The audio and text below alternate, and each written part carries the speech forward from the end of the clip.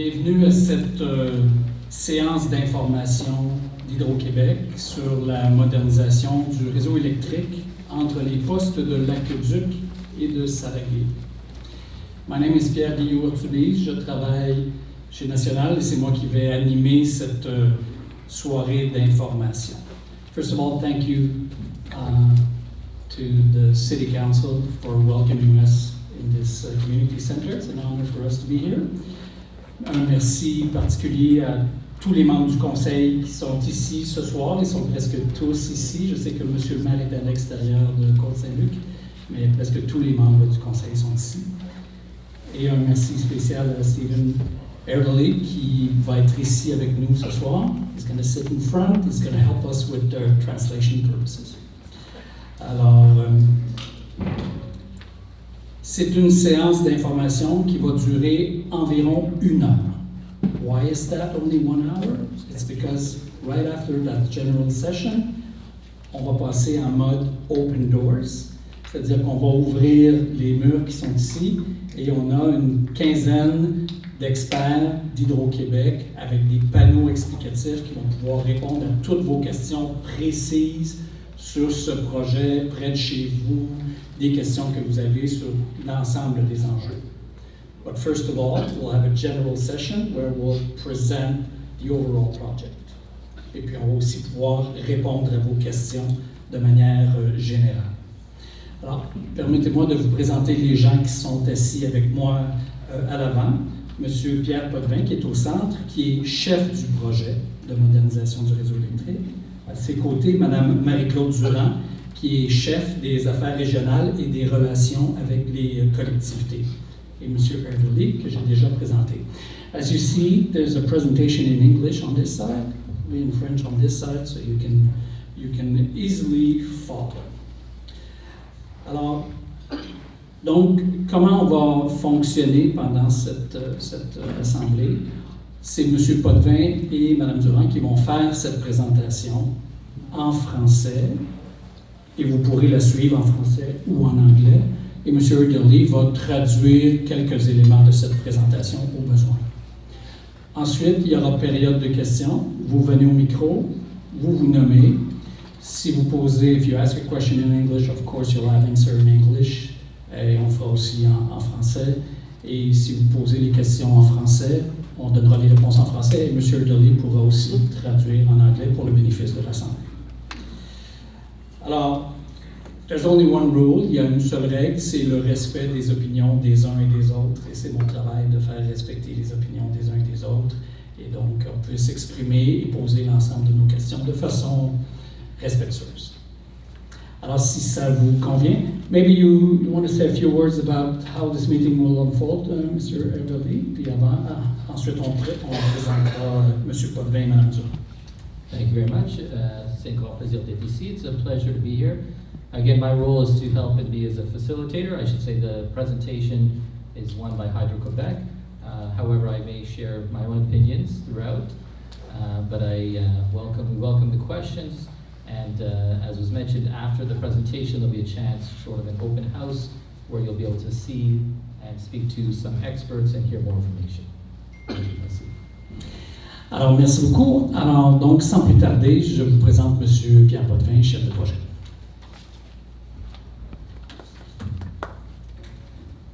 Oui, bonsoir tout le monde. Merci de nous accueillir ici à Côte-Saint-Luc pour la présentation, cette session d'information. Donc, je vais débuter la présentation pour vous informer en quoi consiste le projet et ainsi que sa raison d'être. Par la suite, ma collègue Marie-Claude Durand va enchaîner avec la démarche de collaboration qu'on a eue à Côte-Saint-Luc.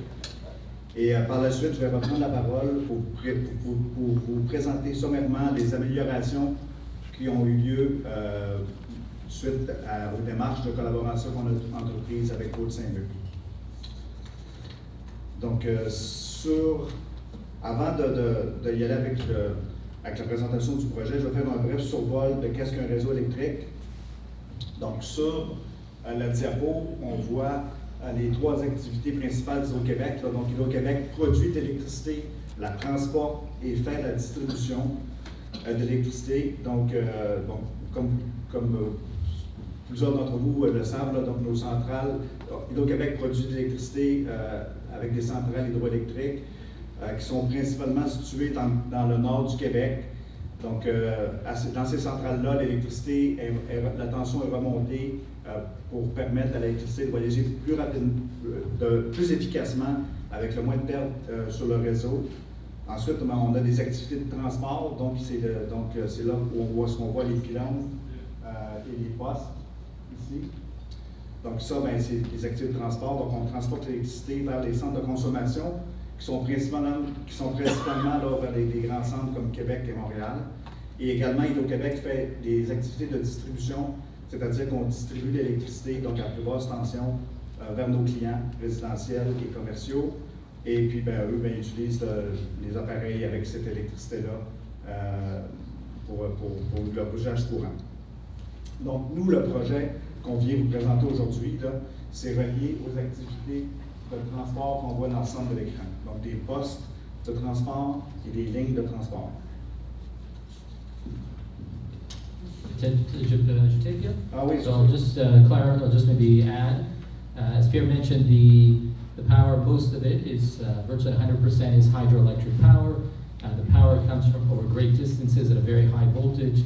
The reason it's sent at a higher voltage is it's more efficient, less energy is lost in the transmission, and of course comes to Côte Saint-Luc, and eventually is lowered, the voltage is lowered to a point where it can be used throughout the city and by homes. And of course we'll be focusing on the transmission lines and the substation throughout the presentation. Thank you. Sur la prochaine étape, la prochaine diapo, c'est une photo qui était prise en 1954. Donc, on voit la ville de Côte-Saint-Luc à l'époque. Donc, à l'ouest de la voie ferrée, c'était principalement des champs. Et du côté est, c'était un petit peu construit. Et là, qu'est-ce qu'on va voir dans les prochaines étapes? C'est toute la croissance démographique qui a eu lieu à Côte-Saint-Luc. Donc, on voit par la suite là, une photo qui date de 1973 qui voit tout le développement résidentiel qui s'est fait du côté ouest de la voie ferrée du CP. Et finalement, une autre photo qui montre, encore une fois, un accroissement démographique en 2015. Donc ça, qu'est-ce que ça veut montrer?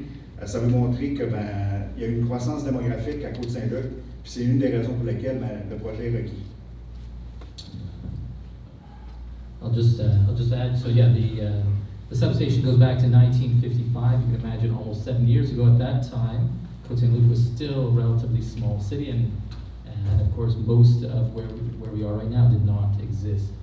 It was built later on, and you can see the development of the city throughout the years. La prochaine diapo, je vais vous entretenir concernant la raison d'être du projet. Pourquoi on fait le projet? Deux raisons principales. Premièrement, pour une raison de pérennité. Donc, comme on l'a dit tout à l'heure, le poste et la ligne ont été construits dans les années 50. Donc, c'est des installations qui sont vieillissantes, qui sont en fin de vie utile, et on doit procéder à leur remplacement. Puis, deuxièmement, il y a des raisons de croissance. Vous le savez, là, donc, depuis les années 50, tantôt j'ai parlé de la croissance démographique à Côte-Saint-Luc, mais il y a également, vous le savez, là, de plus en plus de consommation électrique pour tous nos appareils électroménagers dans les maisons, le chauffage qui a passé du mazout à l'électricité. Également, vous le savez, dans les prochaines années, on va faire une transition énergétique, donc on va avoir plus de véhicules électriques, donc personnels, tant que les transports en commun. Donc, pour ces deux raisons-là, c'est pourquoi on fait le projet. Sur la photo, on voit ici, là, pour la pérennité, là, on voit une photo d'époque de 1957 qui montre le bâtiment de commande avec les voitures d'époque. Donc, on voit que c'est assez âgé. Donc, c'est les deux raisons pour lesquelles on fait le projet.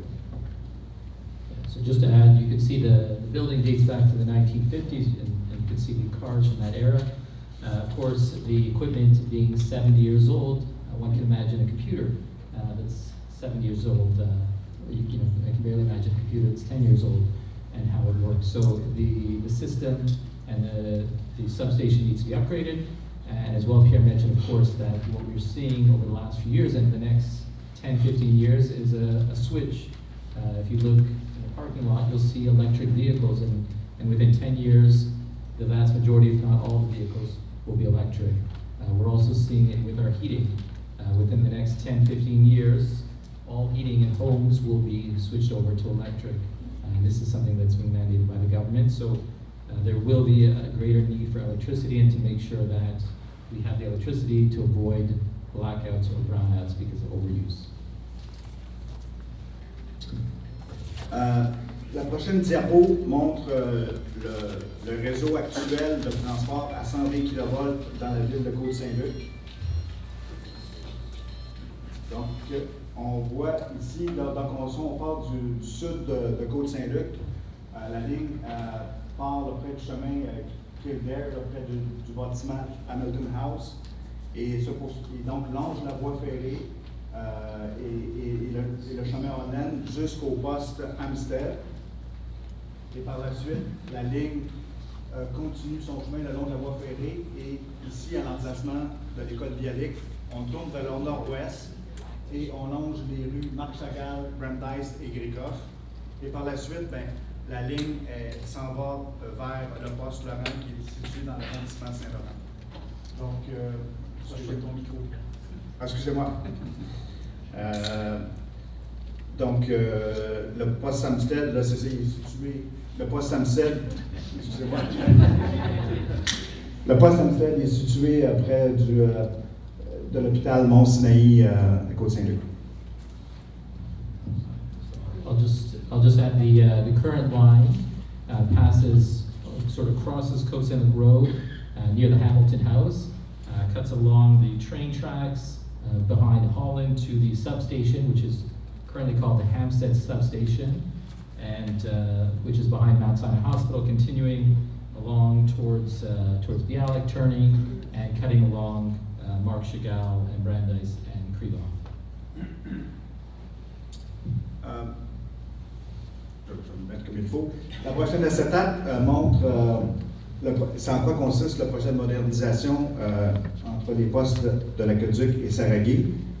Donc, si je commence par le nord, on voit le poste Saragui, donc c'est le point de départ. Donc, l'étape 1 qu'on voit ici, c'est de reconstruire à 315 kV une ligne 120 kV existante. Donc, on reconstruit la ligne entre le poste Saragui et le poste Hampstead. Donc, le poste Hampstead il est situé à Côte-Saint-Luc, et donc le futur poste qui va être construit sur la propriété d'Hydro-Québec à Côte-Saint-Luc va s'appeler Côte-Saint-Luc à l'ultime lorsqu'il va être converti à 315 kV. Donc, ça, c'est l'étape numéro 1. Donc, c'est la construction de la ligne à 315 kV ainsi que le poste à 315 kV, le poste Côte-Saint-Luc. La deuxième étape, c'est la construction au sud du poste Côte-Saint-Luc jusqu'au poste Rockfield. Donc, on va également reconstruire le poste Rockfield à 315 kV. Le poste Rockfield est situé dans l'arrondissement Lachine. Puis, la troisième étape, ça va être la construction de la ligne entre le poste Rockfield et le poste Aqueduc, qui est situé dans l'arrondissement La Salle. Donc, on voit ici. KV meaning kilovolt. Yeah, kilovolt, sorry, kilovolt. I'll just add, so just to reiterate, the project will be done in several phases. The first phase is redoing the line and replacing the 120 kilovolt line. So just to, to clarify, 120 kilovolts means 120,000 volts. So they'll redo the line from Saragay in Saint Laurent to what is currently called the Hampstead Substation, which will be renamed the Côte-Saint-Luc Substation. Just, if I may, a brief history. I was reading through the minutes from 1955, and even then the city councilors in Côte-Saint-Luc were wondering why it was called the Hampstead Substation. So at least that's something that will be corrected. That wasn't done in 1955 for whatever reason. And then the second phase will be the section between the future Côte Saint-Luc substation and Rockfield in LaSalle, in Lachine, and the third step will be between Rockfield and Aqueduct in LaSalle. And if I could just add, one of the question that came up in the audience was how will we make sure, of course, we still get electricity. The way it works now, the substation only requires electricity from one side. There's both sides sort of in case of emergency, but really it only needs one side. So one side will be done, and of course electricity will come from the other direction, and then it'll switch so that the electricity will be supplied by the other direction to make sure, of course, the residents of Côte Saint-Luc continue to get electricity throughout the project. Donc, merci. Thank you very much. Donc, je vais poursuivre. Il y a des éléments que je n'avais pas oublié de dire. Donc, c'est un important projet pour Hydro-Québec. Donc, on parle de 18 km de ligne entre le poste de l'Aqueduc et le poste de Saraguay.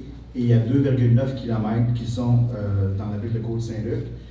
Et on voit aussi les dates. Ce qu'on voit, c'est les dates de mise en service. Donc, on parle d'une date de mise en service pour la section 1 de 2029. La section 2, les dates de mise en service, c'est 2034. Et puis la dernière étape, la troisième étape, la date de mise en service est en 2040. Donc voilà pour la présentation sommaire du projet. Je vais laisser la parole à ma collègue Marie-Claude qui va poursuivre avec la démarche de collaboration qui est entreprise à Côte-Saint-Luc. Merci beaucoup.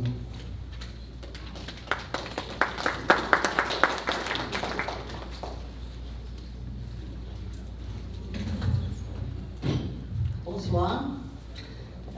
Ça me fait bien plaisir d'être avec vous ce soir pour vous présenter la démarche de collaboration qui a été mise en place à Côte-Saint-Luc. Alors, vous la voyez, cette démarche illustrée à l'écran, elle est structurée et c'est la même qui est mise en place pour l'ensemble des projets d'envergure que nous réalisons. Nous sommes guidés d'ailleurs par des principes d'équité, c'est-à-dire que nous appliquons les mêmes méthodes pour les postes et les lignes dans toutes les municipalités du Québec, que ce soit ici à Côte-Saint-Luc ou ailleurs sur l'île de Montréal ou ailleurs dans d'autres municipalités. Dans le cas qui nous occupe ici à Côte-Saint-Luc, notre démarche a débuté en décembre 2018, alors ça fait déjà quelques années. Et on a débuté avec des rencontres préalables avec les élus et les gestionnaires de la ville de Côte-Saint-Luc, ainsi que les services des grands parcs de la ville de Montréal et également les gestionnaires et les élus des autres villes et arrondissements touchés par le projet. Ensemble, on a convenu d'unir nos forces et de jumeler le projet de modernisation de la ligne et des postes avec des initiatives de verdissement ou de mobilité active lorsqu'applicable. Au niveau de l'agglomération de Montréal, nous avons mis en place un comité décisionnel. D'ailleurs, le directeur général de la ville de Côte-Saint-Luc siégeait sur ce comité, Mme Abramovich aussi.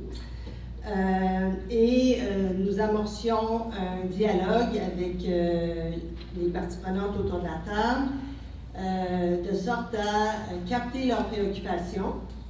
Nous avons annoncé le projet publiquement en 2019. Et à ce moment-là, on avait émis un communiqué de presse et on avait envoyé une lettre aux citoyens à Côte-Saint-Luc. De mémoire, c'était autour de 2500 lettres qui avaient été circulées sur le territoire. Et dans cette lettre-là, le maire de Côte-Saint-Luc déclarait, je vais lire la déclaration, nous l'avons en anglais aussi, le maire déclarait « Notre ville est heureuse de travailler en collaboration et de manière proactive avec Hydro-Québec pour bonifier le projet tout en améliorant la fiabilité du réseau électrique. L'ajout d'espaces verts est certainement une de nos priorités. J'ai aussi demandé à Hydro-Québec de créer un comité de travail conjoint pour aborder les préoccupations de nos citoyens, ce qu'Hydro-Québec a accepté volontiers. Je vais laisser M. Erdely prendre la relève. So just to give a brief history, the work on the project started back in 2018, where Hydro met with city councilors, city workers. It was announced publicly in 2019, where a letter was sent to homes. And in 2019, we also created a working group, which was co-chaired by myself and former councillor David Torchman, with the goal to better partner and work at how we can improve the project. And even the mayor mentioned, of course, that the goal is to partner with Hydro to make the project better and make sure that we mitigate the issues for residents. And one of the priorities is also, of course, active mobility, active transport, I should say, and working on a green corridor, which is something Côte-Saint-Luc believes in environmental reasons as well. Merci.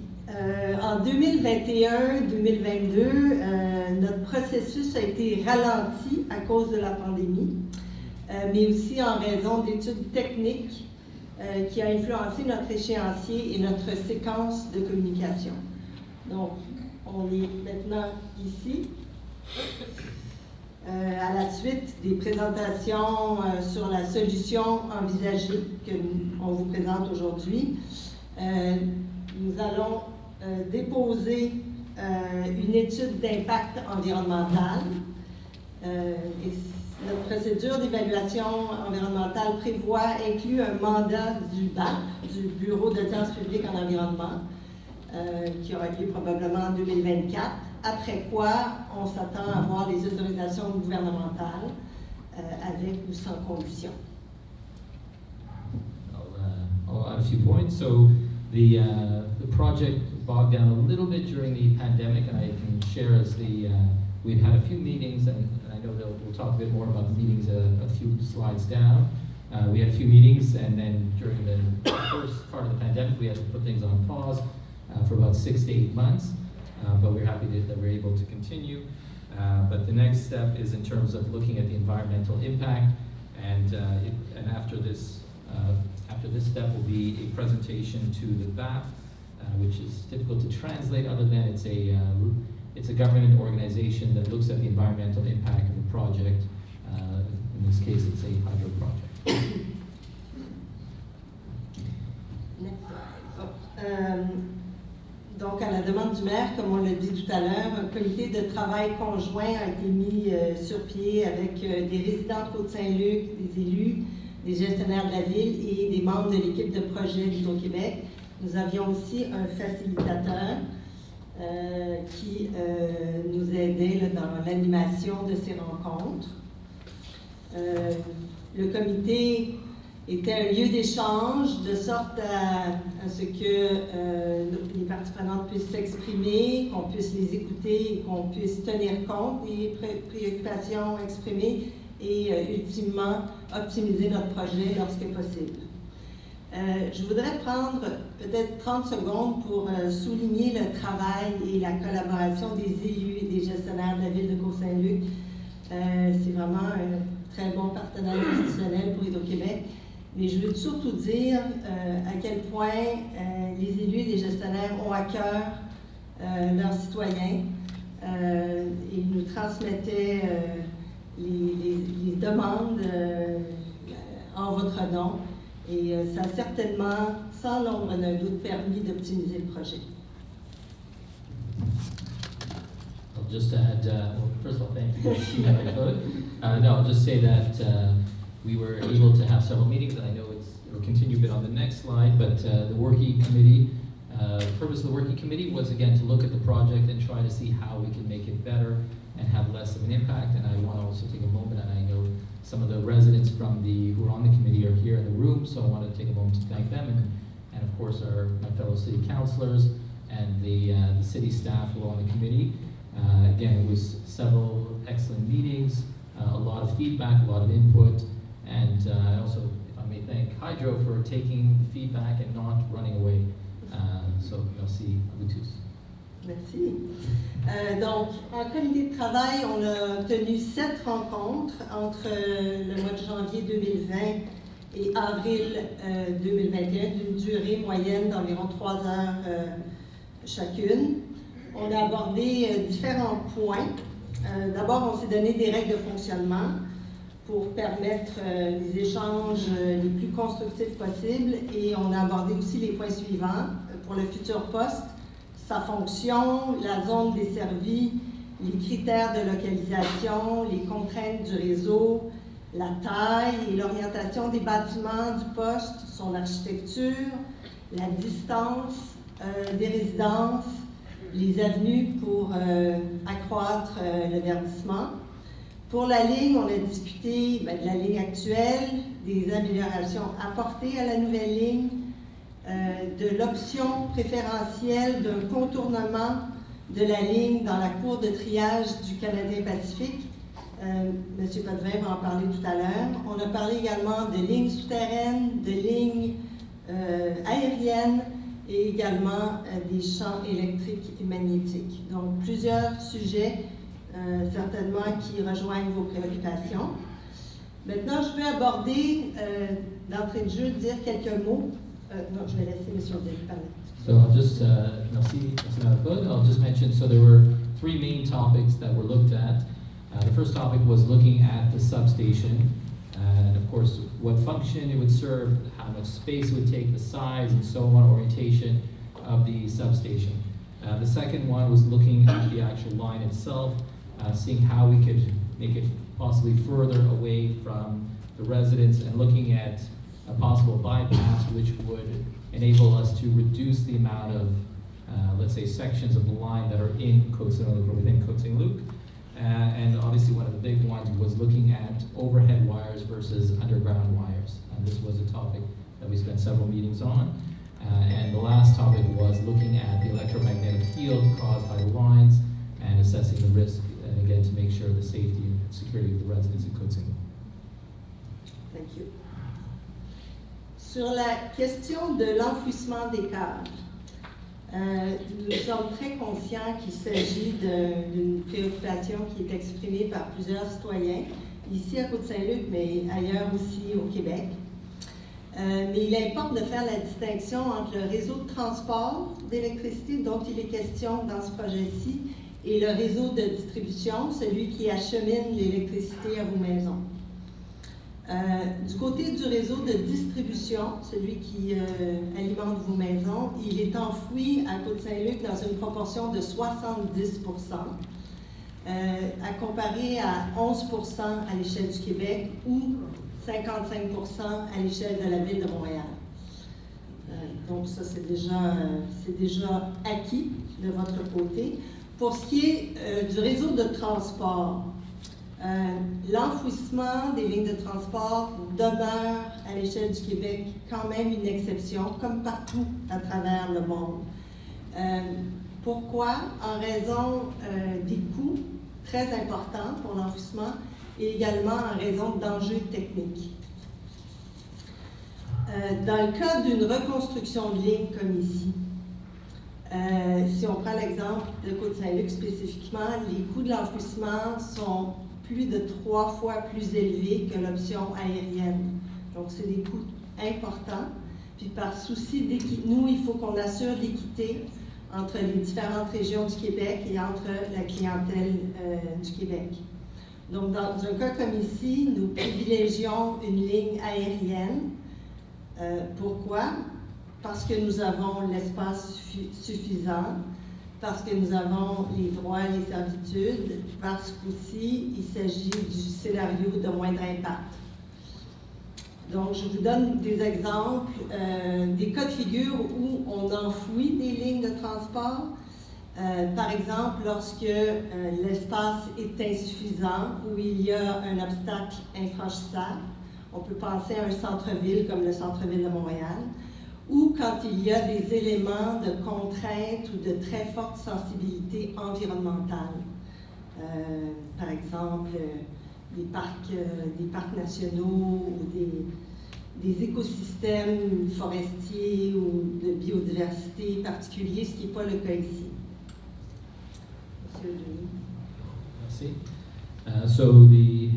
Again, this is obviously the hot topic, or one of the hot topics of overhead lines versus underground lines. So first, Marie-Claude mentioned that in Côte-Saint-Luc, 70% of our local lines are underground. If you look outside, for example, you'll see some of the lines are above ground, some are below, but in Côte-Saint-Luc, about 70% are below ground. are underground, which is much higher than the average in the province of Quebec, which is closer to 11%. In terms of high tension power lines, it is more complicated than just local transmission lines, and generally the Hydro prefers to do the overhead lines for the high tension power lines because it's 3 times cheaper, or the opposite, 3 times more expensive for them to be underground. They also do have a right of way that already exists, and there is space that exists along the lines. They do occasionally use underground high tension power lines if there are obstacles, if it's a case of downtown, for example, downtown Montreal, if it's a national park or an extreme situation, but it is more complicated and the life of those lines is much less. That's true. Thank you. Sur le sujet des champs électriques et magnétiques, ça a été un autre sujet discuté dans le comité de travail conjoint. Nous avons réalisé plusieurs analyses de valeur et ces analyses-là ont été corroborées par un expert indépendant qui avait été engagé par la ville de Côte-Saint-Luc. Donc, on y a conclu que le champ magnétique généré par la ligne convertie à 315 kV serait généralement plus faible que celui généré par la ligne existante et largement plus faible que la limite d'exposition recommandée pour le public. Deux raisons, principalement à cause que les câbles vont être plus éloignés du sol et également le courant plus faible qu'actuellement. I'll try to explain. It's a bit like a science lesson in high school, but basically, well, first I'll start by saying that one of the things that the City of Côte-Saint-Luc did was we hired an independent expert, a university professor, to do an analysis ourselves to not that we didn't trust Hydro, but we wanted to do it ourselves to check the data, and we found that the data from Hydro was in fact correct. What I will add is, so with the high tension power lines, what it means is it's increasing the voltage. So the voltage is, let's say, 3 times higher. It means the current is 3 times less because voltage and current are inversely proportional. So as the current drops, that means there's actually less of an electromagnetic field, and the electromagnetic field is the one that has, in certain cases, been associated with certain things. So all that to say, because the voltage is higher, the current is less, and that means less electromagnetic field, less electromagnetic radiation, and in fact it is safer for residents. In addition, the lines are higher off the ground, so again that will be safer. And again, this was corroborated by our independent studies, independent analysis. Thank you. La prochaine acétate représente en fait tout ce que je viens de vous dire, là, la démarche au complet, la ligne de temps et les principales étapes franchies à Côte-Saint-Luc jusqu'à maintenant. Maintenant, je vais céder la parole à mon collègue Pierre qui va vous parler du contournement proposé de la ligne dans la cour de triage du Canadien Pacifique. Mais je veux vous souligner que ce que Pierre va vous présenter a déjà été présenté à la direction générale et au conseil d'administration de l'école Bialik à 2 reprises. Et ils se sont montrés favorables au scénario proposé, que l'on juge préférentiel. So I'll just add the current slide is just reiterating the timeline in terms of the meetings that were held by the working group, again led by myself and fellow councillor at the time, David Torchman, as the co-chairs.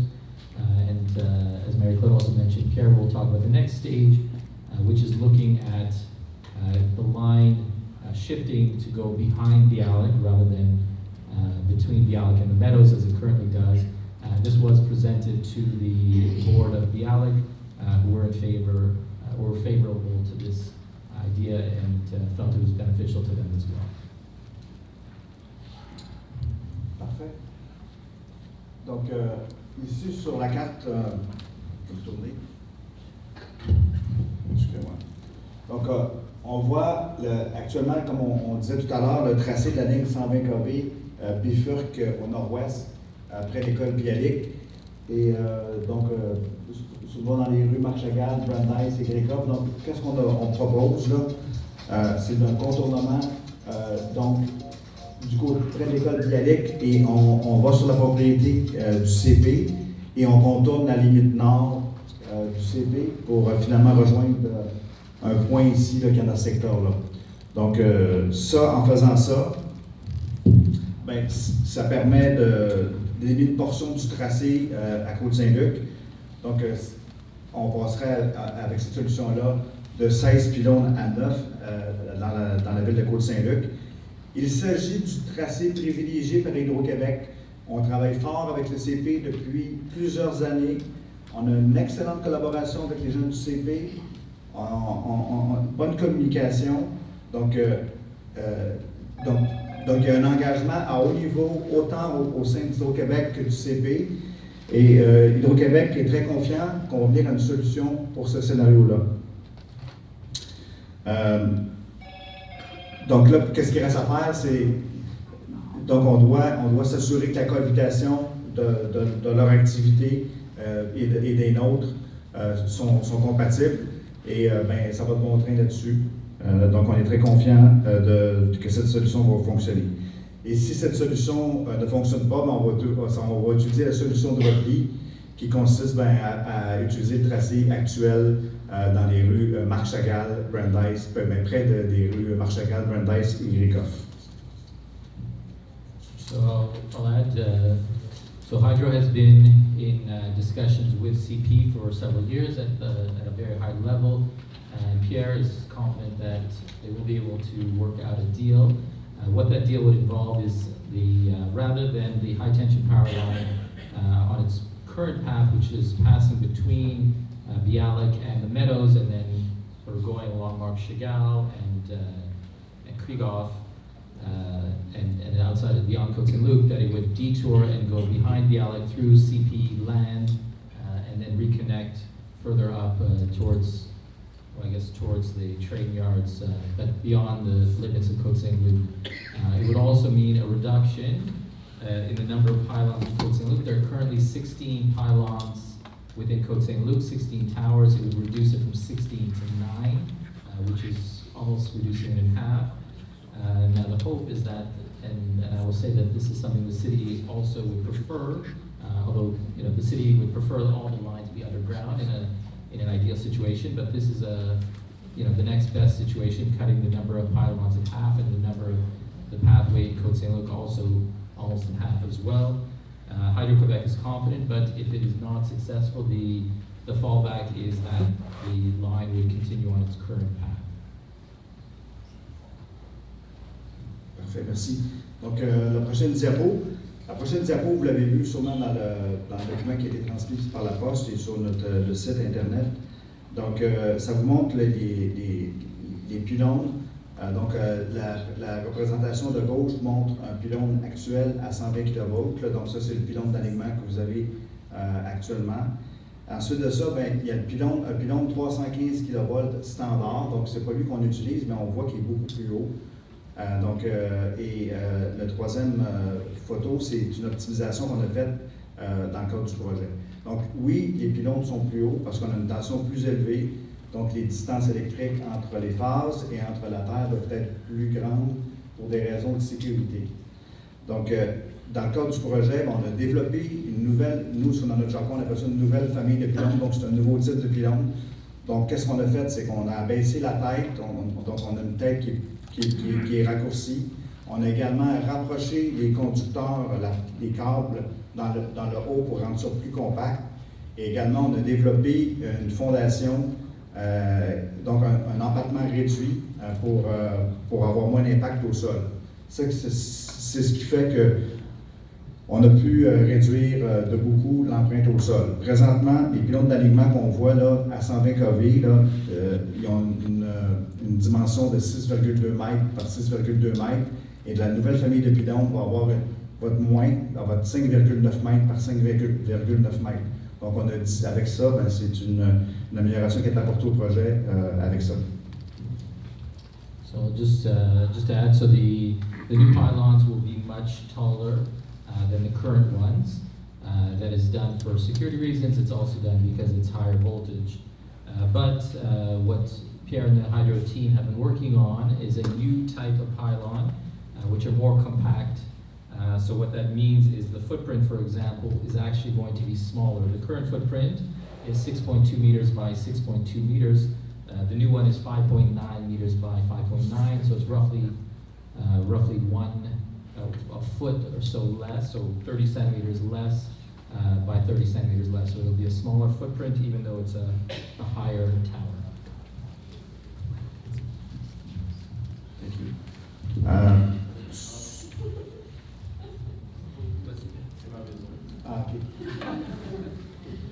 Donc, sur la prochaine photo, on voit le poste 120 kV qui est à Côte-Saint-Luc, le poste Amstead. Donc, on voit, c'est des structures qui sont extérieures. Donc, c'est des structures comme ça qu'on voit. On appelle ça un poste extérieur dans notre jargon. Ici, on a le bâtiment de commande. Donc, nous, qu'est-ce qu'on veut faire dans le cadre du projet? C'est de remplacer ces structures extérieures-là par un poste intérieur, qu'on va voir tout à l'heure. Donc, ça, c'est une amélioration. Et ensuite de ça, on va, à terme, on va éliminer le pylône qu'on voit là qui est entre le poste et la rue Sabin, qui fait la rue des arrière-propriétés de la rue Sabin. Également, on va réduire certains poteaux de distribution ici. Donc, on va réinstaller quand même un pylône ici à 315 kV qui va être plus haut et qui va être moins large. Et voilà, donc ça c'est le poste actuel. Et sur la prochaine acétate, oui, sorry. So what you're looking at, or just to look at it more. So what you're looking at is the existing Hampstead substation. Currently, it's an outdoor structure with a control station or control center. But the goal is to turn it into an indoor station, which you'll see on the next slide. And one of the benefits of that is at least to eliminate one of the pylons that is currently behind the homes on Sabin.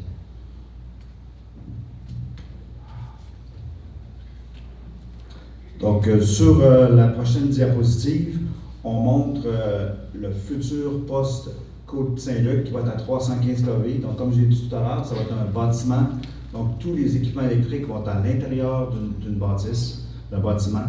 Donc, on a fait beaucoup d'améliorations dans le cadre du comité de travail à Côte-Saint-Luc.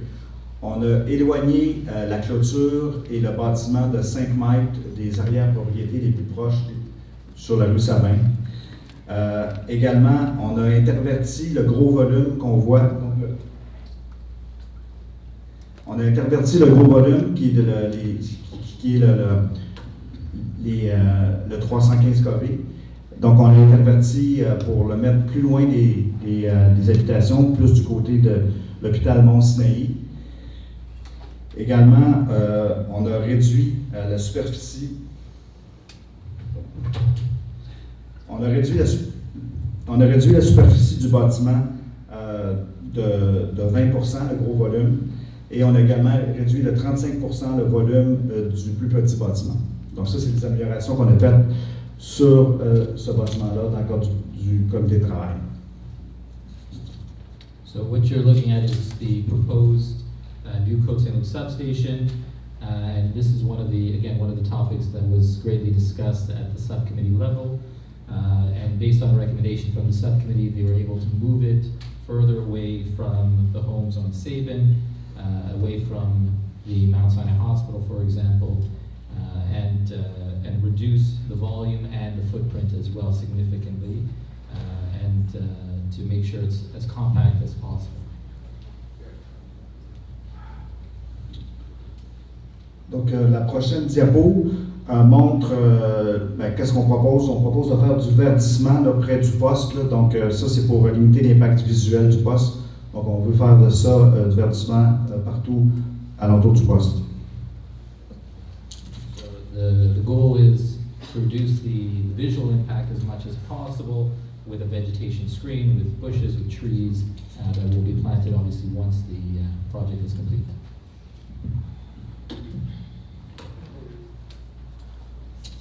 Donc, l'échéancier prévisionnel. Donc, tantôt, je vous ai parlé des étapes de travail. Donc, les étapes, là, je l'ai montré tout à l'heure. Donc, l'étape 1.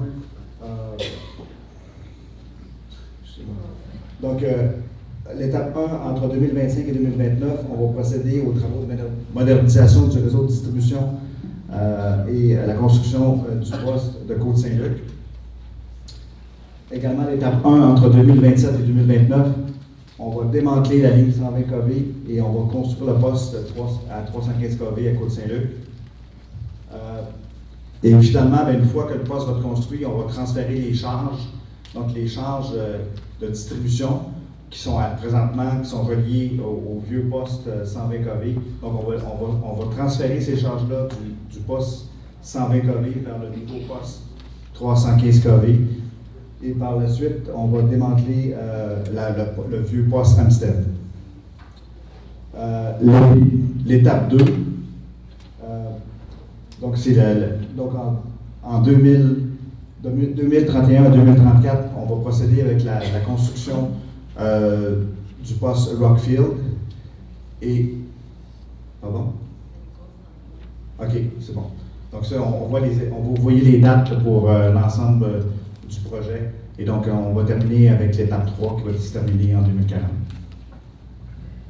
So I'll share the key ones that relate to Côte-Saint-Luc. So from 2025 to 2029, it'll be to upgrade the distribution system and construct the Côte-Saint-Luc substation. And of course, once that's done, it'll be dismantling of the 120 kilovolt line. As mentioned, the project will begin first between Saragay in Saint Laurent and Côte-Saint-Luc. At that point, the next step would be the transfer of the distribution network to the new substation, followed by the dismantling of the current Hampstead substation. And I'll just maybe add, the goal is, of course, to make sure we maintain electricity throughout for the entire city. So that's why the new station has to be built beside the existing substation. We can't dismantle the current one until the new one is built, just to make sure that.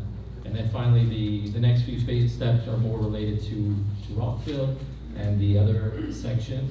And ultimately, it'll end in 2040 with the completion of phase 3.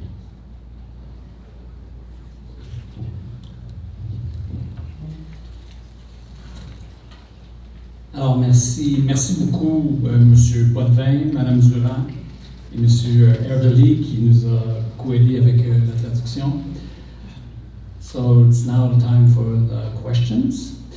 Alors donc, je vous rappelle que pour la période de questions, qui sera relativement courte parce qu'on a des open house tout de suite après, on va ouvrir, puis il y a tous les experts qui sont là pour vous attendre, mais quand même, sur la présentation générale, just give me your name and ask your questions and we'll provide the answers. Oui, allez-y madame, en vous nommant s'il vous plaît. First, thank you very much for coming. This was much needed. My name is Mirta Romaniak. I live on Brandel between Fleet and Merton. And it's my husband and I both work out of our house. We're both accountants, so we have a lot of deadlines. And I'm not exaggerating when I say in the past 6 to 7 years I've kept track of when we lose power, and I would say on average once a month we lose power. It's very disruptive because we don't know when it's coming back. We go online and try to figure out, we leave the house. Even with backup, it's still disruptive. So my question to you is, where do we fall in that step? Are we step 1, step 2, step 3? I don't even know which power station leads to, gives us the electricity, because our street, I don't know if you know, it's the first one to lose power. I understand for the ice storm, of course, I'm not even questioning that, but sometimes I used to joke with my friends, they'd say, why did you lose power? I'd say, because it's a nice day. Or I'd say that I think our lines are made of dental floss, but I have no idea. So I'd like to know where we are in step 1, step 2, step 3, so I can know if... Yeah. Thank you for your question. Alors, évidemment, M. Potvin, vous avez compris que la dame se pose la question des relations entre les nombreuses pannes de courant qu'elle vit sur sa rue et le projet.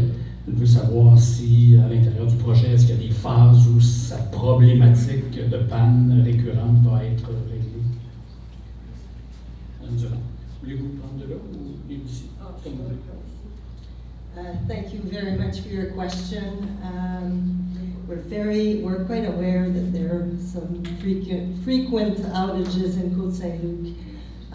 Some of them are caused by the substation, and this is why we have this project to rebuild the substation, so it will help. Some of the outages are also caused caused on the distribution lines. As I said, 70% of the distribution grid is underground. There are some lines that we know are problematic. We have identified them, and we have a plan of action to work on them. However, when there's an outage that occurs underground, it takes a long time to identify le bris, the damage, the fault, and then the repair gets complex and takes time. There's also the 30% of the grid which is not underground, and we've had a lot of climatic events, windstorms, ice storms, of course, during the Passover weekend.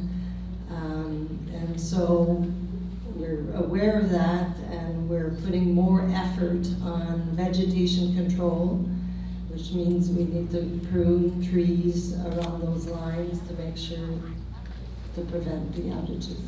So we're aware there's a plan of action that is ongoing. I know it's very frustrating, and as I said, we know that we have Côte-Saint-Luc on our radar to improve the situation. Je vais dire à peu près la même chose. Ce que je disais, c'est que le réseau, il y a des pannes qui peuvent être causées par des bris au poste Amstead. C'est une des raisons pour lesquelles on doit le reconstruire. Il y a des transformateurs qui doivent être remplacés, des disjoncteurs qui doivent être remplacés. Mais du côté du réseau de distribution, il y a 70% du réseau qui est enfoui. On a quand même des pannes avec le réseau enfoui quand il y a des bris en souterrain. C'est long à localiser les dommages, les bris, et c'est complexe de faire des réparations. Puis pour le réseau aérien, il y a plusieurs causes. I didn't mention it in English, but one of the causes, and it's always surprising, but squirrels are one of the causes of some of the outages. So, une des causes sur les pannes sur les réseaux de distribution aérien, les écureuils, mais également la végétation. Et on a de plus en plus d'événements climatiques qui affectent notre réseau, donc on redouble d'efforts en matière de maîtrise de la végétation. On a des investissements plus importants. On a aussi identifié des lignes qui étaient problématiques et on a un plan d'action pour s'y attarder. Merci, Mme Durand. Madame, en vous nommant, s'il vous plaît. Yes, I also live on Randall, across the street from this woman. My concern is it's very nice, all these plans, but we're living today. And every day, you don't know if you're going to have power. Last week, 2 days, we didn't have it. How do you live like this? I mean, what kind of a plan are you going to have for us for today? We need action, not 5 years from now. I'll be somewhere else in 5 years. I mean, that's what's concerning everybody who's here today. We want a plan of action to help us for today. Thank you for your question. Alors donc, sur la question des pannes d'électricité, est-ce qu'il y a un plan pour agir aujourd'hui? Oui, il y a un plan pour agir aujourd'hui. C'est ce que je disais tout à l'heure. There is a plan of action that is occurring now. We're in action as it is. We are repairing parts, transformers at the station right now. until it is reconstructed.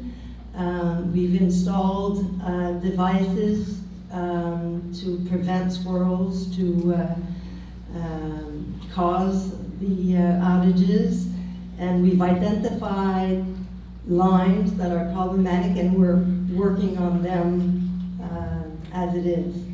So there is a plan of action now, even though we're not going to rebuild until a few years down the road, the substation.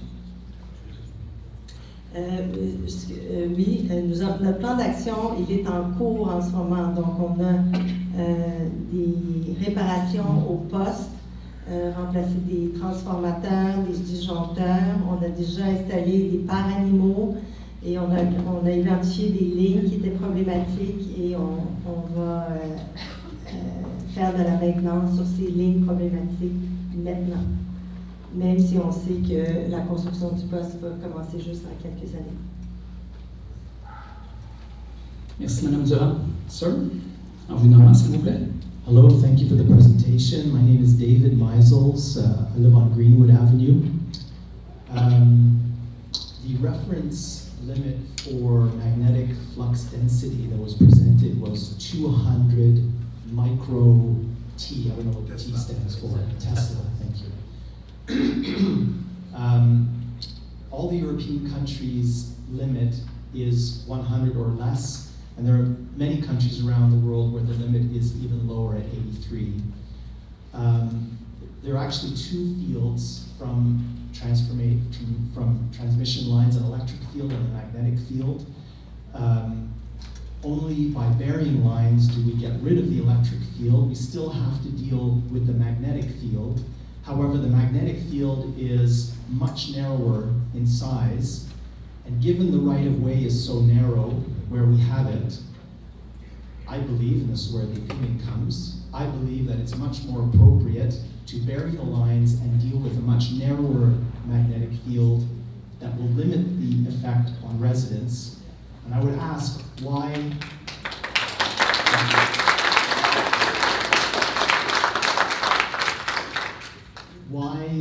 do we not have a limit at the level of the European Union at 100 microtesla? It seems as well that Hydro-Quebec, in the right instances, and several were mentioned by Madame Potvin, of burying, I'm sorry, did I get your name wrong? Madame Durand. Madame Durand, I apologize. That there are some situations where burying lines is done by Hydro-Quebec. For example, the new lines that were agreed with New Hampshire, all the new lines in New Hampshire are going to be buried. And I think, as a Quebec citizen, I'm pretty much, the same as a New Hampshire citizen. So, I would like to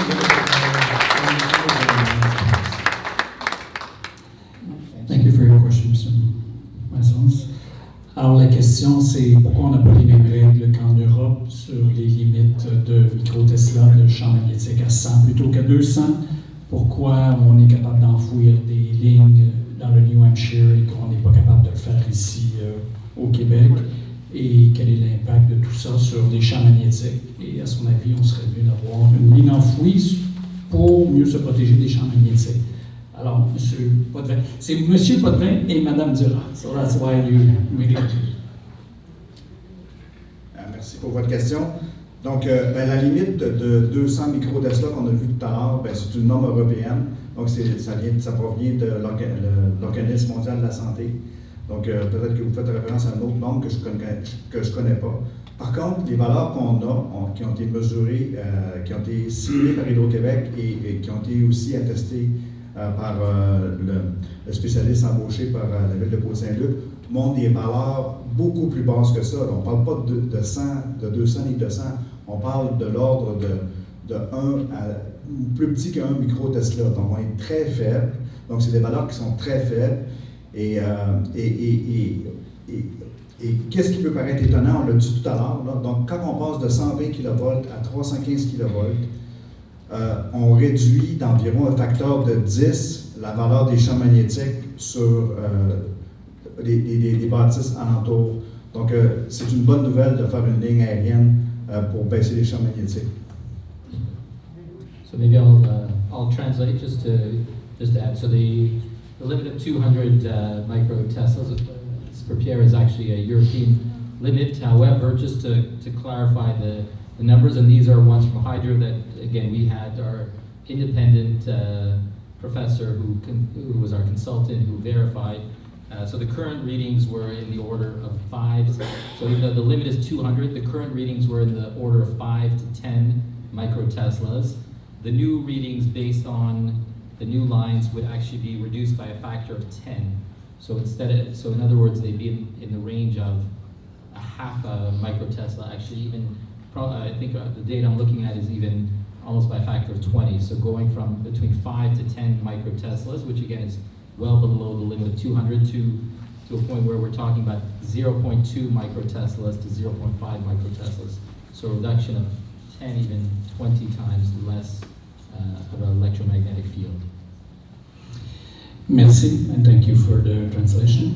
Alors donc, si vous permettez, je vais prendre encore quelques questions, puis ensuite on va aller dans les open house, open doors. Alors, monsieur, en vous nommant, s'il vous plaît. Bonsoir, merci d'être venu. On a plusieurs questions. Premièrement, vous parlez souvent- Monsieur, montez le micro un peu, vous Oui, êtes oui, oui. un petit peu plus grand que Attendez. votre. Voilà.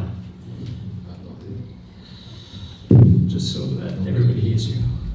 Vous parlez beaucoup des trucs indépendants, que la ville de Côte-Saint-Luc a fait des recherches indépendantes. Est-ce que nous, on peut prendre un spécialiste et vous donner sa réponse? Vous comprenez, disons que pour moi, je me sens vraiment, j'habite sur la rue Brandeis, et je me sens plus ou moins, oui, vous dites qu'il y a moins le voltage est plus haut, mais c'est plus sécuritaire. Mais si on monte, parce qu'on veut plus d'électricité, déjà derrière la maison, on panique. Alors moi, je pense vraiment à nos enfants, à nos aînés et à nous-mêmes. Est-ce qu'il y a une solution d'aller plus en arrière? Vous avez parlé du CP, mais si j'ai pu comprendre, avant que j'ai mal compris, il va rester des pylônes dans la rue Brandeis, ou pas du tout? Ok. Et une autre question que j'ai, vous avez fait c'est le beau immeuble, mais il y aura quand même plus de voltage dans le nouveau immeuble? Vous comprenez? Alors, c'est plus beau, il y a la verdure. Mais point de vue sécurité, est-ce qu'il n'y a pas un autre emplacement ou une manière de faire? Parce que je comprends qu'on parle d'un coup de temps, tout un coup de temps là dessus. Mais je ne veux pas perdre la santé pour le coup de temps non plus. Alors c'est ça ma question. Merci. Alors, on va répondre aux questions, puis ensuite, M. Erdoli va pouvoir faire un peu une traduction. D'abord, est-ce qu'on peut prendre des experts indépendants? Est-ce qu'il y a des solutions d'aller plus en arrière? Puis, est-ce qu'il y a un autre emplacement pour le poste? Donc, pour les experts indépendants, là, vous savez, la ville de Côte-Saint-Luc a collaboré avec Hydro-Québec et c'est quand même très long, très fastidieux. Là. Donc, Steven peut en témoigner, c'est assez complexe à faire. Et en tout cas, nous, on a donné nos valeurs et l'indépendant qui est embauché par la firme de Côte-Saint-Luc arrive avec aux mêmes valeurs. Donc, c'est ce que je peux vous répondre pour cet aspect-là. Et si nous, on prend nos indépendants, et il y a une autre opinion, vous comprenez, c'est ça notre question, parce que si on dit tout ça, c'est qu'on a peur. On a une peur qui est réelle. Et on pense vraiment à nos enfants et nos aînés. C'est ça notre question. Donc on ne veut pas ralentir, on veut travailler avec vous, mais vraiment on veut se sentir en sécurité, on veut pouvoir bien dormir le soir.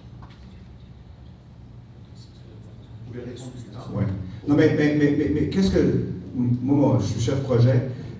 Donc, si vos préoccupations est par rapport à la santé, donc, dans les tables qu'il va y avoir tout à côté, il y a le Dr Plante qui travaille pour Hydro-Québec depuis 30 années, qui étudie l'impact des champs électromagnétiques sur la santé. Et donc, ça, vous allez pouvoir poser plus de questions là-dessus. Puis, par rapport au poste 315 kV, La force du courant dans ce poste-là, est-ce que ça amène des enjeux de santé, puis est-ce qu'on a passé le mettre? Le seul endroit qu'on pouvait le mettre, là, c'est sur le terrain existant, sur la propriété du Québec. Donc, on l'a tassé vers la voie ferrée. Donc, c'est l'endroit qu'on a trouvé dans le cadre du projet. Est-ce qu'il y avait des Pour possibilités vous plus expliquer, quand c'est malheureusement mon expérience, quand ça a à voir quelqu'un qui travaille dans une certaine partie, à une certaine compagnie, pour moi, je veux vraiment que le public dit, OK, on fait nos recherches, on a trouvé ça, qu'est-ce qu'on peut faire pour s'ajuster? Parce que quand quelqu'un travaille pour nous, malheureusement, il y a un lien. Vous comprenez? Alors moi, j'aimerais trouver une solution pour nous tous en même temps. Juste une suggestion. C'est bien entendu. Merci de votre suggestion. Monsieur, en vous nommant, s'il vous plaît. Ah oui, I'm sorry. Je vais traduire un peu. Oui, I'll traduire. try to translate as much as I can. So I guess the first question was about an independent expert. So again, to reiterate, the city of Côte Saint-Luc hired an expert who lives in Côte Saint-Luc, who is a professor. And again, not that we didn't trust Hydro, but we wanted to see for ourselves. And after multiple tests, we found the results were the same.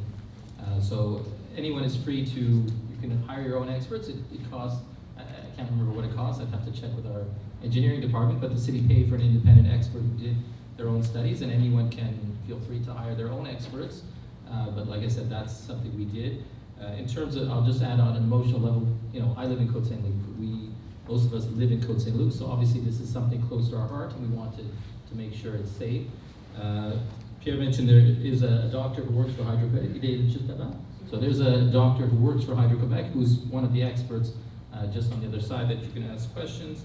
And again, most likely, if all works well with CP, this pylon that is behind so this pylon that is behind your house on Brandeis, assuming everything works with CP and Hydro-Québec in the negotiations, we'll be reducing the number of pylons from 16 to 9, and those pylons are among those that will be removed permanently. Merci. Une chose que je ne vous ai pas dit tout à l'heure, là, quand on va ouvrir les portes pour les open doors, évidemment, on va avoir besoin de juste quelques minutes pour ouvrir, puis les experts vont prendre un petit peu de place ici pour qu'on ait vraiment la place pour aller faire toutes les discussions seul à seul, là, de l'ensemble des citoyens avec les différents experts. Sir, en vous nommant, s'il vous plaît. My name is Steve Riddick, and I think that a number of people here, the solution that we would like to see would be the hydro lines buried.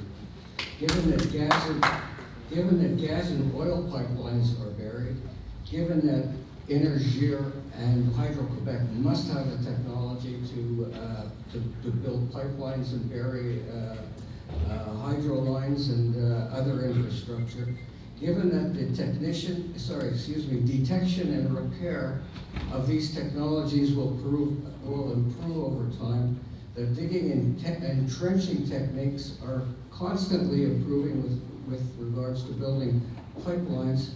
I'm still having trouble accepting why this won't be done, and how deep would these lines have to be buried for a buried line to be effective?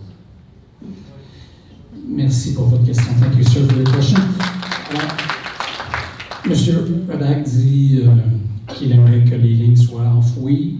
Il se pose particulièrement la question si on est capable de le faire pour le gaz et le pétrole, pourquoi on ne le fait pas aussi pour l'électricité, comme Énergie Hydro-Québec ont certainement les méthodes, les capacités de réparer, d'enfouir sont de mieux en mieux au fil des années. Donc, il a de la difficulté à accepter la proposition que ce ne soit pas enfoui. Et il pose la question de si c'était enfoui, à quelle profondeur ça serait enfoui. Donc, les lignes peuvent être enfouies de l'ordre d'environ moins d'1 mètre là, sous le sol du sol. Mais donc, pourquoi les coûts sont très chers, astronomiques pour la ligne souterraine? Pour deux raisons. Bien, vous savez, les lignes souterraines sont sous terre, donc les câbles ils doivent être isolés comparativement aux câbles qu'on a dans les pylônes qui ne sont pas isolés, ils sont à l'air libre. Donc, eux sont refroidis à l'air, et sous terre, bien, sont refroidis avec le massif souterrain. Donc, pour faire la même puissance, le même nombre de puissance, on doit avoir beaucoup plus de câbles souterrains en nombre qu'une ligne aérienne. Et les câbles sont très gros. On parle de câbles environ ça de gros, donc qui sont en aluminium.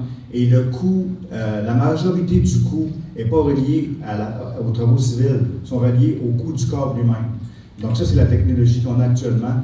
Et donc, c'est pour ça que c'est de l'ordre de 3 fois plus cher. Et de plus, on parle d'une durée de vie qui va 2 fois moindre que les câbles aériens. Merci. Alors, Monsieur Gobi, peut-être. I'll just translate a bit. So, again, to the question about whether or not the cable should be put up underground and the depth, so they would have to be buried at a depth about 1 meter below the ground. The issue is they have to be isolated from other cables, from other wires. The main reason, and I guess just again a bit of a science lesson, the cables generate heat. If you can imagine the current passing through, if you feel a wire in your own house, often you'll feel it heats up. Imagine the voltage is 315 kilovolts, and the current, of course, is much higher, so the cables would heat up. So they have to be aerated, they have to be ventilated, so they can't just put them next to others because it will cause other cables or pipes to melt, which could be very bad and possibly cause even fires underground, which would be obviously as bad as well. So the issue is that it's more complicated, much more expensive. The cable cost and the cost of doing it is about 3 times as high, and the lifetime is only about half. So it's more expensive. I will share from the city's point of view, the preference is to put them underground as well. But obviously, we understand, having gone through the process, that is not. I will say I learned it's not as simple as we thought. Merci. Donc, je prendrai les 2 dernières questions, puis ensuite, je vois que nos gens sont vraiment prêts à ouvrir les portes. If you allow 2 more questions. Sir, are you waiting in line for a 3rd question? Go ahead. So it'll be 3 questions, all right? If everybody agrees, 3 questions, and then the open doors. Monsieur, vous nommez, s'il vous plaît? My name is Jack Trottenberg, and the question that I have, we live at the corner of McDonald and Langhorne. We are the first that go out of, when there's a power failure, we're the first area that goes out, we're the last that comes back on. Our neighbors behind us, which is Hampstead, they seem to be in a line that rarely has the same kind of difficulties that we have. It is 3 days in a row last week, Wednesday, Thursday, and Friday, that we were without power for several hours, and I'd like to understand why that would be. Alors donc, monsieur veut savoir pourquoi lui manque d'électricité très souvent et ses voisins de Hampstead, juste derrière, ça arrive beaucoup moins souvent.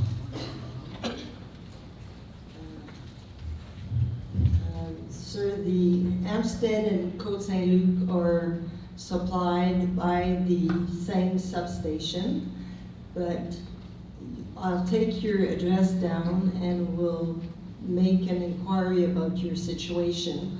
It could be, and this is only a hypothesis because we'd have to investigate, but it could be that you're not supplied by the same line as across the street, as simple as that. Therefore, perhaps the line that supplies you has a certain problematic, and your neighbor is supplied by another line that doesn't have the issue.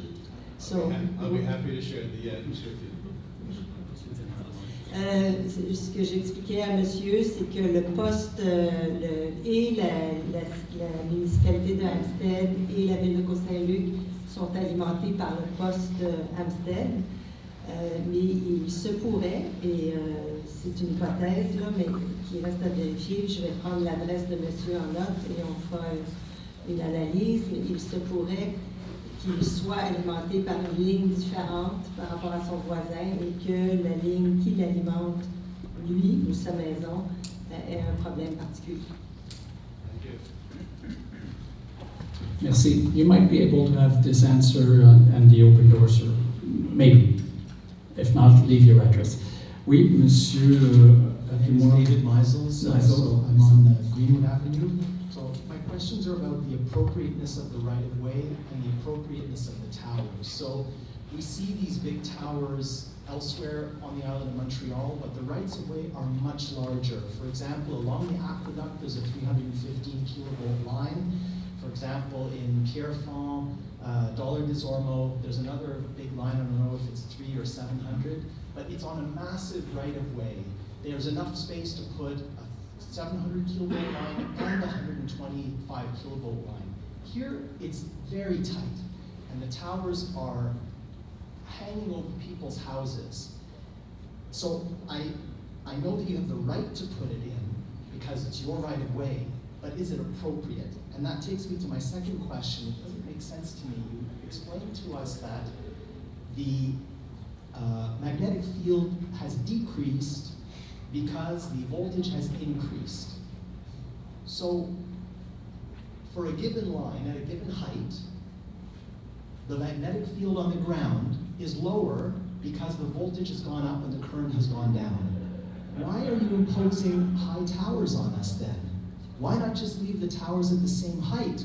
When I bought my house, it was before you even started project consultation. I accepted my sight lines as they are today, and I didn't have these massive towers. So why, if the magnetic field is less, are you imposing big towers? And why is the right-of-way appropriate when it's tiny compared to elsewhere on the island? Thank you. Thank you for these two questions. Alors, la largeur de l'emprise, elle est plus étroite ici qu'ailleurs. Est-elle suffisante? Est-ce correct de mettre des pylônes de cette envergure-là? Et puis, en rapport à l'explication que vous aviez donnée d'un cours de science tout à l'heure, je ne comprends pas à ce moment-là s'il est supposé d'avoir moins de champs magnétiques, pourquoi on ne garde pas les pylônes plus bas, ceux qu'on a actuellement? Donc, pour répondre à la première partie de la question, donc l'emprise à Côte-Saint-Luc a 30 mètres de largeur et c'est la même chose partout sur le 18 km de tracé qu'on a entre le poste de l'Aqueduc jusqu'au poste Serragny. Donc, on a 30 mètres. On a une largeur suffisante pour faire les travaux. Donc, voilà pour ce qui est de la question sur la largeur de la servitude. Est-ce que les pylônes pourraient être moins élevés? Non, les pylônes ne peuvent pas être moins élevés. Pourquoi? Bien, je l'ai expliqué tout à l'heure. C'est que on a donc les câbles, ils vont à 315 kV au lieu de 120. Donc, les distances électriques entre le câble et la terre et entre les phases doivent être plus grands. Et c'est pour ça que les pylônes sont plus hauts. Donc, c'est une raison physique. So, Monsieur Abelli, oui. Okay, I'll see. So I have to admit, this part might be a bit more complicated. My background is in biochemistry, not in engineering. But well, for the first part, I will say that the right-of-way is 30 meters wide, which is the standard width of the right-of-way throughout the entire 18-kilometer length of this Aqueduc-Savagnier line. In terms of the height, when the voltage is increased, it also affects the distance between the phases, and as such, it has to be higher for safety reasons. But I have to admit, on this part, And from the soil also. yeah, it has to be higher off the ground as well for safety reasons. So, like I said, this part, I have to admit, I'm not as much of an expert on, so I don't want to comment any further. Merci. Alors, monsieur, ce sera la dernière question en vous nommant, s'il vous plaît. My name is Stan Carmen, and it's going to be a little bit less technical. It was mentioned that one of the aims was to improve green space and active transportation, yet I didn't hear anything about active transportation. Is there something being planned?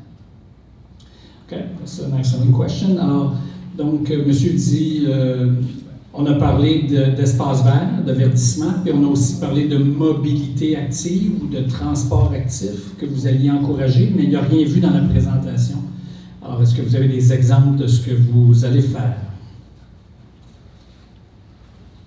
Donc, on a travaillé avec l'ensemble des arrondissements et des villes touchées par le tracé pour le transport alternatif. Donc, oui, on a fait beaucoup de choses à La Salle, le corridor vert, on a fait également à Montréal-Ouest, à Ville-Saint-Laurent, mais on a rencontré des gens de la ville et pour l'instant, on n'a rien à Côte-Saint-Luc pour le transport collectif, comme les vélos actifs plutôt. Donc, voilà pour répondre à votre question. Mais s'il y a des opportunités, bien, Hydro-Québec va être là pour les saisir.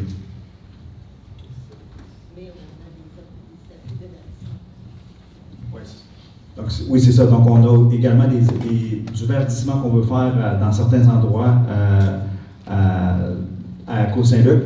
Et bien, les gens d'environnement, tout à l'heure, pourront vous montrer qu'est-ce qu'on pourrait faire dans le secteur.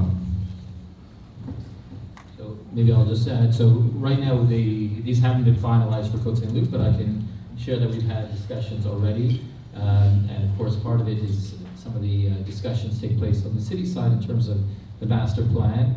And we're hoping to continue to work closely with Hydro in terms of the Green Corridor continuing through Côte Saint-Luc and more active transport linked as well to the through the redevelopment and master plan linked to the 3 malls. Côte Saint-Luc. This is a separate presentation though for another day. Alors, merci beaucoup. Donc, merci à nos 2 présentateurs et un merci spécial à M. Erdely pour nous avoir accompagnés. Thank you very much, sir. Alors, vous avez remarqué, comme c'est l'habitude de Côte Saint-Luc, la session a été enregistrée, donc j'imagine qu'elle est diffusée par les moyens habituels. Donc, si vous avez des gens qui veulent la consulter, vous pourrez le faire. Donc, vous allez nous donner 2-3 petites minutes, le temps d'ouvrir les portes, et puis on va s'étendre un peu. On va enlever quelques chaises ici. And make some room for this presentation now and open doors to unfold. Et merci beaucoup à tout le monde, et puis bonne soirée avec nos différents experts.